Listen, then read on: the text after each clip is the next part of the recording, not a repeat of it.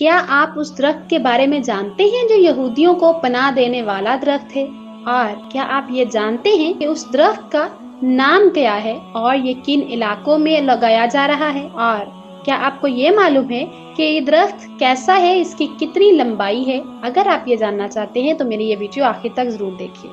حدیث کے مطابق گرکت درخت باطل کے خلاف فیصلہ کن جنگوں میں یہودیوں کو پناہ دے گا۔ افغانستان میں امریکی افواج کی مدد سے عیسائی این جی اوز نے جنوب مشرقی علاقوں اور کابل کے نواح میں گرکت درختوں کی بڑے پیمانے پر کاشتکاری شروع کر دی ہے۔ عیسائی این جی اوز کو فنڈنگ ایک یہودی ادارہ کر رہا ہے۔ دوسری جانب پاکستان میں بھی قادیانیوں کی تنظیم نے گرکت درخت لگانا شروع کر دیے ہیں۔ واضح رہے کہ صحیح مسلم سمیت احادیث کی متعدد کتب میں درج ہے کہ گرکت درخت اسلام اور کافروں کے درمیان آخری فیصلہ کن جنگوں میں یہودیوں کو پناہ دیں گے۔ افغانستان میں امریکی اور اتحادی افواج کی مدد کرنے والے اسرائیلی حکام نے عیسائی این جی اوز کے ساتھ مل کر افغانستان کے جنوب اور جنوب مشرقی علاقوں اور کابل کے گرد و نواح میں قیامت سے پہلے یہودیوں کو پناہ دینے والے درخت گرکت بڑے پیمانے پر لگانا شروع کر دیے ہیں۔ افغانستان میں گرکت درخت لگانے والی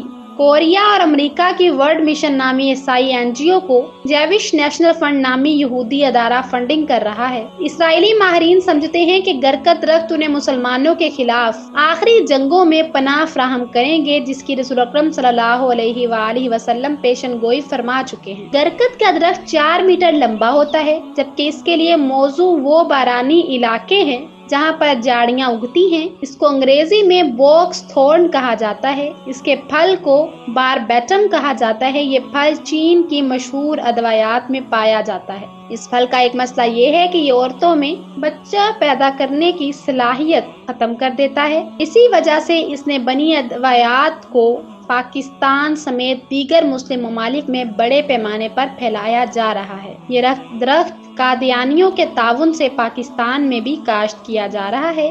2008 میں بھارت کے شہر بمبئی میں اسرائیلی سینٹر پر ہونے والے حملے میں جو یہودی لان میں لگے گرکت درخت کے پیچھے چھپ گئے تھے وہ تو بچ گئے، جبکہ باقی یہودی مارے گئے۔ چنانچہ اس کے بعد اس درخت کی کاشت میں مزید اضافہ کر دیا گیا ہے۔ ابو ہریرہ سے روایت ہے کہ رسول اکرم صلی اللہ علیہ وآلہ وسلم نے فرمایا، قیامت قائم نہ ہوگی یہاں تک کہ مسلمان یہودیوں سے جنگ کریں اور مسلمان انہیں قتل کر دیں، یہاں تک کہ یہودی پتھر یا درخت کے پیچھے چھپیں گے تو پتھر یا درخت کہے گا، اے مسلمان، اے عبداللہ، یہ یہودی میرے پیچھے ہے، آؤ اسے قتل کر دو سوائے درخت گرکت کے، کیونکہ وہ یہود کے درختوں میں سے ہے۔ شجر گرکت کو دجال کا ساتھی بھی کہا جاتا ہے۔ ایک رپورٹ میں انکشاف کیا گیا تھا کہ یہودیوں نے گولان کی پہاڑیوں کو فتح کرنے کے بعد وہاں گرکت کی کاشت کر دی ہے، جبکہ یہودی افغانستان میں بھی اپنے قدم جمانے کے بعد وہاں خاموشی سے گرکت کاشت کیے جا رہے ہیں۔ اسرائیل نے بھارت کو بھی اپنے ملک کی تمام بنجر اراضی پر گرکت کی کاشت کرنے کے لیے قصور رقوم دی ہیں۔